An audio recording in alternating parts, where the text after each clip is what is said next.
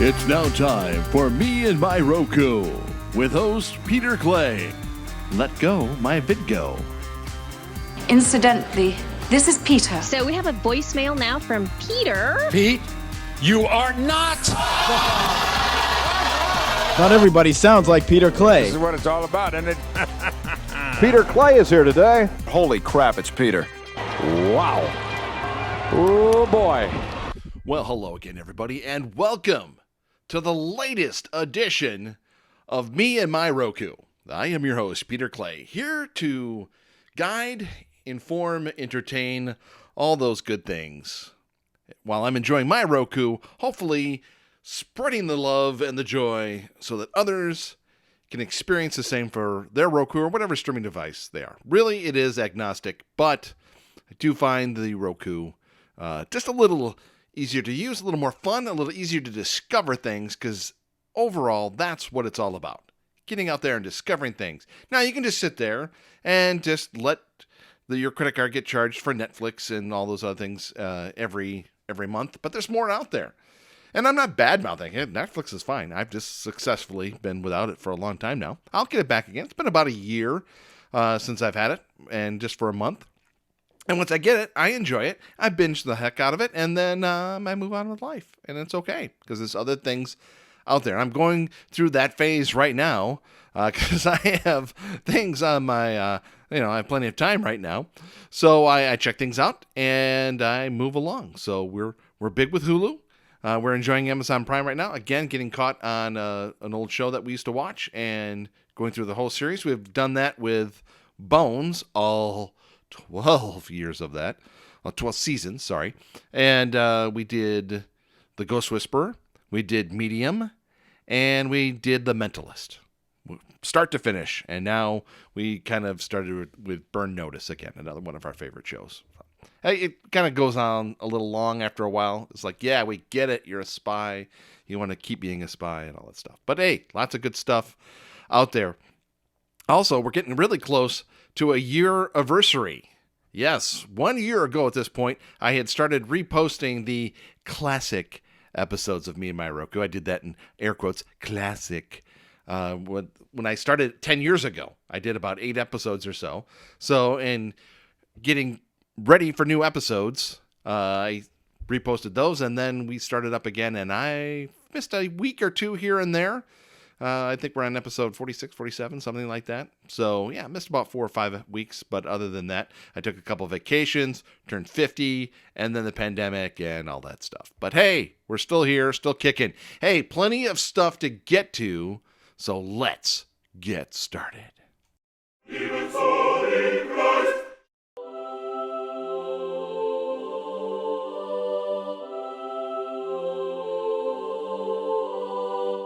Okay, so 1 year of all this much fun, Roku, getting to it, and that started with people kind of bugging me, because I'm kind of the go-to guy.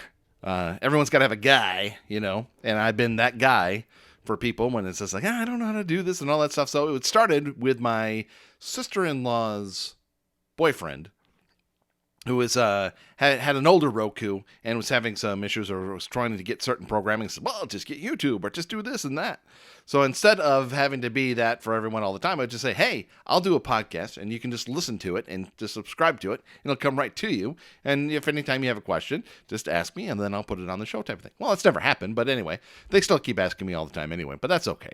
It's all fun. But that encouraged me to say, hey, if they're having questions, well, there's got to be plenty of people out there and to say, and hey, these are things to have, to enjoy, and to explore, and it's fun. And so, like I say, I like to do it. So when that first episode, the new episode I did, was about Stir and the America's Test Kitchen. These are things that you can find. They don't cost you anything, and you can get some entertainment out of them. Now, I don't use either one of those channels anymore, but they're still out there. They still work. They're still getting better, and they're there for free right now because, hey, you might have some time on your hands to watch different things. Now, speaking of which, there's no sports. There's nothing going on, really, and it's kind of itchy and twitchy and some of these things. Some of these other shows are fine and all that stuff. I had to let go of some things, so I'm kind of starting with a clean slate a little bit here. So no YouTube TV anymore, none of these things, because there's no sports, nothing to get to or anything like that. And well, there's MLB TV. They're playing last year's games. And yeah, that's fun for a while type of thing, but trying to move it on. So realize that there's ESPN is starting Korean baseball in the middle of the night. But that's okay. At least there's some sports. There's little action going on and all that stuff. So I was thinking, well, how can I do this? What bridges haven't I burned yet and all that stuff? So my first thought was to try Sling, because I've been just using them at night as it is, just finding what they have and what they're giving away and all that stuff. So I got down the rabbit hole of the happy hour. So, all right, I signed up there. There was an email I hadn't used yet, and I signed up for their happy hour type of thing. Now, that was only Sling Blue then, so that doesn't get me ESPN. So that kind of, no, I did enjoy some of the program that they did have, and the times that they have the happy hour does typically work for the most part. There are times during the day I maybe like to watch something, but hey, that's okay. So Sling, like I've said before, it's fine. It's the interface is a little itchy scritchy for me, but it's okay. And then every now and then the video freezes on me more than it seems like others do.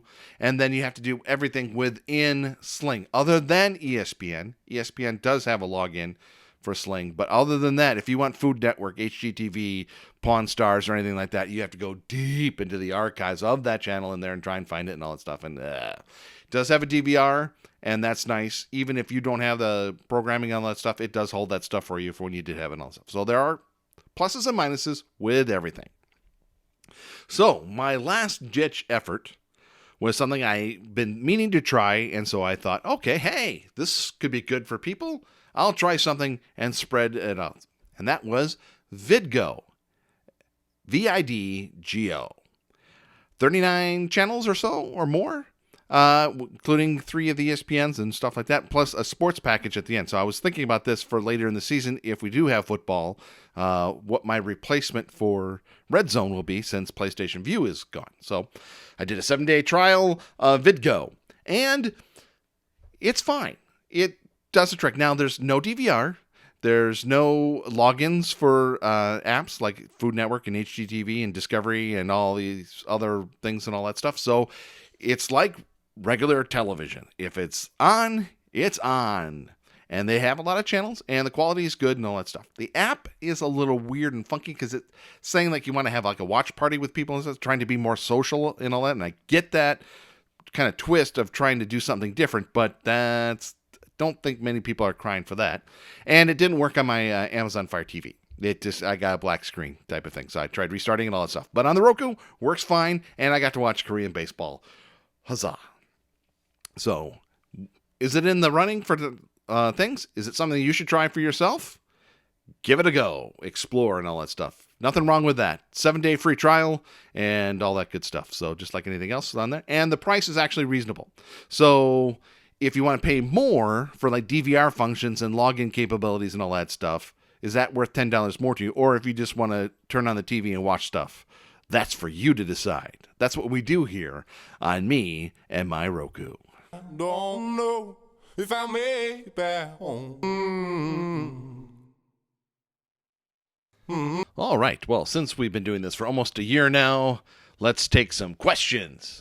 Some been piling up. If you'd like to send me a question, you can email me at meandmyrokupodcast@gmail.com, or on Twitter @RadioAffliction is the handle there.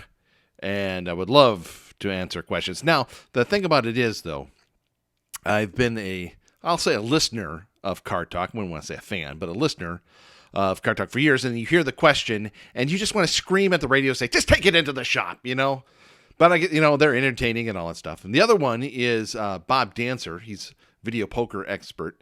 And someone will ask him a simple question. He'll be like, well, it depends. Depends on the game you're playing and the time of day. And he's a very low draw. I'm not making fun of him. I'm just saying, because these answers depend. So this next person here is not going to like the answer that I have. But anyway, here we go. Hi, everyone. Just got rid of 2 mini genies from DirecTV and looking at getting Roku for 2-bedroom TVs. Primarily want to watch local news in the morning on my TV. The other TV can be for guests to watch movies, or a portable one when I travel on vacation. I still have DirecTV on my main living room. Just with most stores being closed, just can't ask the questions to sales associates. Suggestions, please. Well, thank you for asking. It's okay. But my answer is going to be, since you have DirecTV, is to get one and try it out. Try like the $24.99 one, and Walmart has it, and check that out and try it. And experiment. Now, the one thing that you say there is mainly for local news. That's a tricky one right there. If your TV has an antenna, get an antenna on that and try and get off the local TV if you can. Because local news is still kind of a Roku. Some of your local channels will have Roku channels, but they're not going to have live stuff typically. Unless your local TV channel is a CBS affiliate, that's your favorite.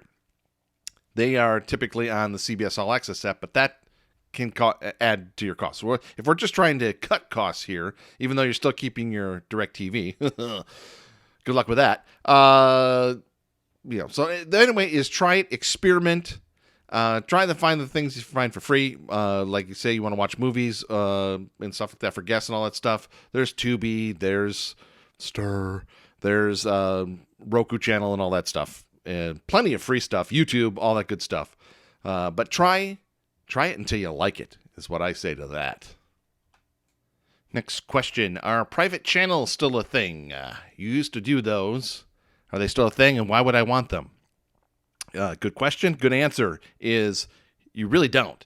The only reason a private channel would really be of any use to anyone is if you were an independent either filmmaker or video person. Instead of trying to get lost in the YouTube thing, it'd be easier to promote your own Roku channel with your stuff on it, with your own code that you give to people and all that stuff. To try and go searching for things. I see Apple Podcasts has a channel.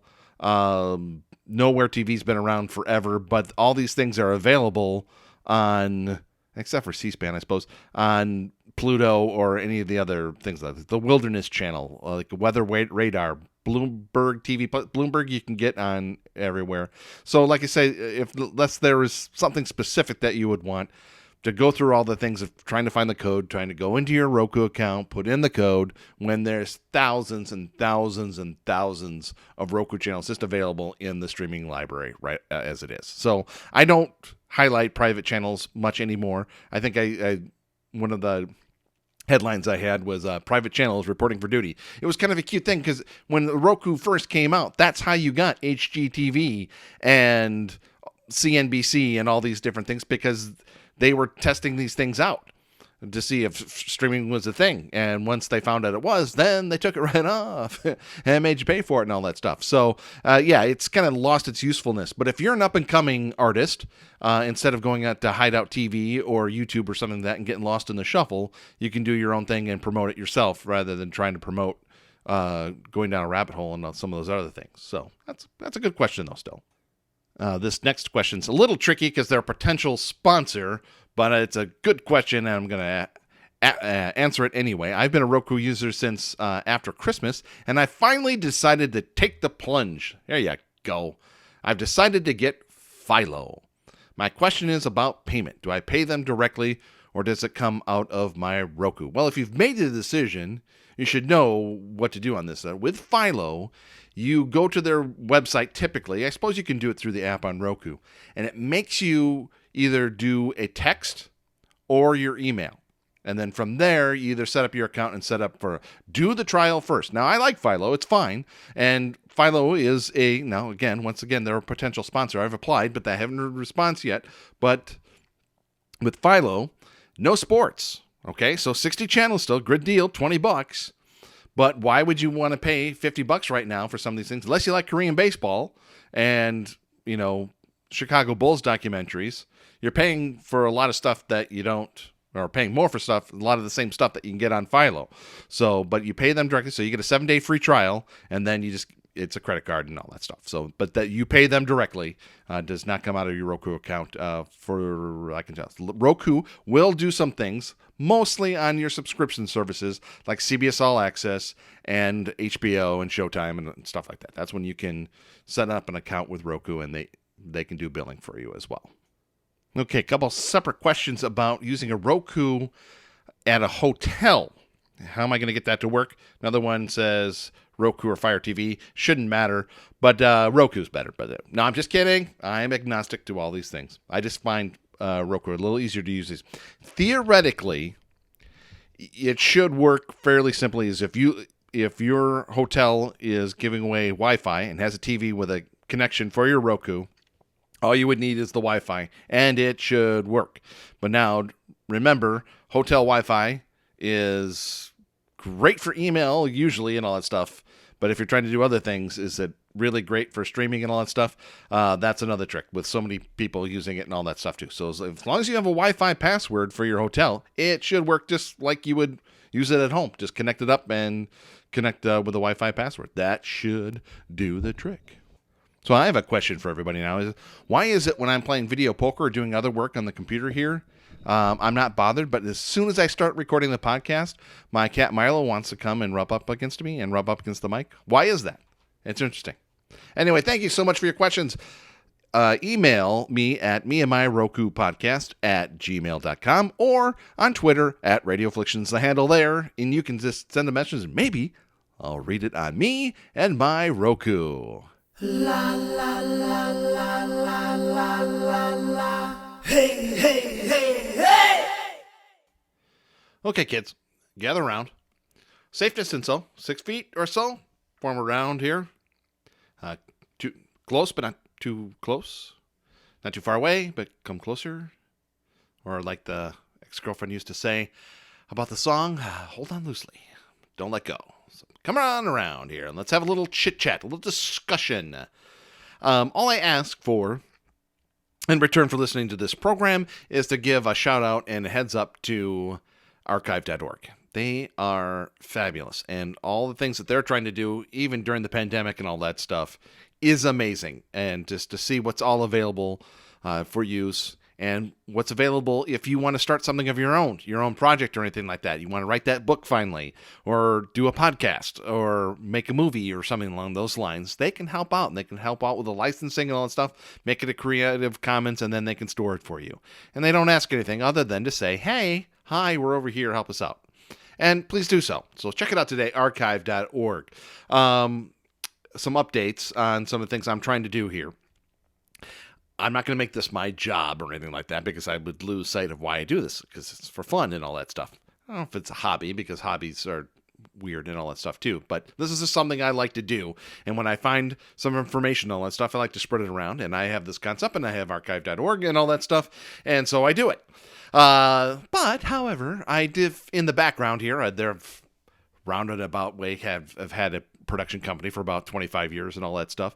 And we do different things and all that stuff. So we do mostly things privately. So it's, but are we talking about doing other podcasts? We have the Radio Affliction and all that stuff. That stuff's still out there and all that stuff. And, we're thinking about it and all that stuff. So I thought maybe getting some sponsors for this program and all that stuff. And I haven't heard back and all that stuff. And I'm not going to push it because there's a lot of stuff going on right now. Then I thought, well, why go through all the work of getting a sponsor and all that stuff? Move the podcast to something like Libsyn or Red Circle or Podbean or something like that. Something that, or Anchor, something that can do the, I just do the podcast like I normally do, and then they throw the ads on and stuff, and maybe I'll get something for it, maybe I won't. And it's just like, well, and then, Red Circle, you can't get it on Spotify. Anchor, you can get it on Spotify, but you can't get it on Apple and all that stuff. And so, we're just going to do what we do. There's a tip jar on radioaffliction.com, but hey, don't worry about it. I live to give. So support Internet Archive and just keep listening to this program, and maybe send a message here and there, or just subscribe and all that stuff, and it's all good. We love you. I love you. Hope you love us as well, too, then. So, but check out archive.org and the Internet Archive. Just even go back to the Wayback Machine. Find old websites from, like, when the internet first started and all that stuff. It's hilarious. So check it out today at archive.org. We're gonna drive it all night. Hey, hey. Okay, news and notes. Roku reaches 39.8 million active accounts in Q1 2020. Okay, that's January, February, March. And the crap didn't hit the fan until mid-March. So what's Q2 going to look like? Interesting. So, a lot of people using Roku still. That's not why we advocate it. We just advocate it because it's easy to use. But hey, a lot of people are catching on and all that stuff. And I expect that to grow in the next quarter or two even. Like we say, what's normal now and all that stuff. So if people are going to be at home or not doing anything, Roku may be the thing they go to. Now, they may strain to other things after a while. They may get tired of Tiger King and all that stuff. That's like a blast from the past already, it seems like. So they could go back to, I don't know, books. But, if you need your YouTube videos and stuff like, if you're trying to restart a career or something like that, instructional videos on, YouTube or IPTV or whatever it is, could be done. We'll have to see. HBO Max is set to launch at the end of this month. By the time you hear this, it's probably already started and all this stuff. So for record's sake, May 27th, 2020. And they're already taking pre-orders and all that stuff. I would myself, what I'm going to be doing is holding off until then and seeing, since it's going to be available through Apple and Roku and Hulu and different things along those lines, where you can get possibly a free trial and all that stuff too. So it looks like they're giving at least a discount for the first 3 months along those lines. We'll just have to see. Now, if this is one of the things that I can do through Apple and use my Apple credits, because I get gift cards and all that stuff, I may do it along those lines. So I'm definitely going to check it out, but we'll have to see what's going on. So it looks like halfway decent service. You're going to get Friends. You're going to get some other things. Now, some of the other things, Time Warner also owns a lot of the Hanna-Barbera cartoons and all that stuff, which is mostly on Boomerang, which you can get for a rather cheap price. Are some of those things like Scooby-Doo and all those things going to start showing up on HBO Max? We'll just have to see. CBS Viacom had their first owners meeting or shareholders meeting as a one conglomerate. And so they announced that Pluto TV has over 24 million subscribers. That's people who have actually filled out and logged in. You can watch it without doing that. But the people that took the effort to, that's a lot. And CBS All Access, about half that, but that's okay. That's where they're at. They're also announcing a big update for CBS All Access over the summer. Now, they've already started adding Paramount movies to it, like The Godfather and Star Trek and Airplane and some famous movies from Paramount. So that's already on there. So then Pluto, wow, that just is, you ever seen a balloon just get so much filled with air and, but it's, I gave my first lesson in Pluto this last week. The little missus wanted to notice that Twilight was available, the Twilight Saga was available on Pluto. Now, if you are just looking for random stuff on Pluto, it's fabulous. But when you're trying to find something specific, all I can say are two words: good luck. You'll find it eventually, but it's not right there for you to just find. There's no search or anything like that. So we're finding that a little struggle, because my brother then wanted to find Father Goose. That's a childhood nostalgic movie in our household. And I went to the Just Watch app and found out it was on Pluto. And says, well, it's on Pluto. Well, where is it? Well, let me find out. And about an hour later, I found it. But it's there. You just got to find it. So Twilight is there. You just got to find it. So hopefully it'll be just on one of the channels that it's playing. But I couldn't find it at the time either. So, but great stuff. And CBS All Access, we have dumped it for now. But that's the beauty. You can come back at any time. And once they've completed the upgrade, and I've gone through HBO Max and Peacock and everything else that's going on up there, I'll get right back to CBS All Access. It'll be interesting to see, one, any sports in the fall, because they're going full bore on that for CBS All Access. And two, are they going to be able to do their shows? NCIS, are they going to be able to film again? Because they didn't really get to finish their seasons. Usually they have one big cliffhanger, you know?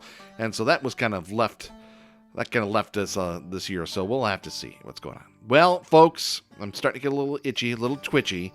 So I better get back to my Roku. I really appreciate you coming aboard. Thanks again to archive.org. Thank them, love them. Check them out today, archive.org, just to see what they've got, all the things that are there available, and then available for you if you want to do your own project. Check that out. If you would like to learn how I get gift cards to pay for all the things that I watch here, mostly at least, Check that out, swagbucks.radioaffliction.com. Plus, I have a link in the show notes here as well then too. So check that out and get your gift card so you can watch this stuff for free, because that's what I do. That's why it's me and my Roku. You may also help support the program by subscribing to the Me and My Roku podcast. Are you ready for this? You can get it in lots of places. Apple Podcasts, Google Play, Stitcher, Spreaker, Spotify, TuneIn, YouTube, iHeartMedia, and radio.com. Follow me on Twitter at Radio Affliction is the handle. You can message me there and check out all the fabulous things I'm doing. I found a way to make memes, and so I've been going down that rabbit hole, and so you can find all the funny stuff I'm doing there. It's free, high-class entertainment there for you people. Check it out today at Radio Affliction on Twitter. You can follow me on Instagram at Pierre Argyle. It's my name in French. It makes me sound classy.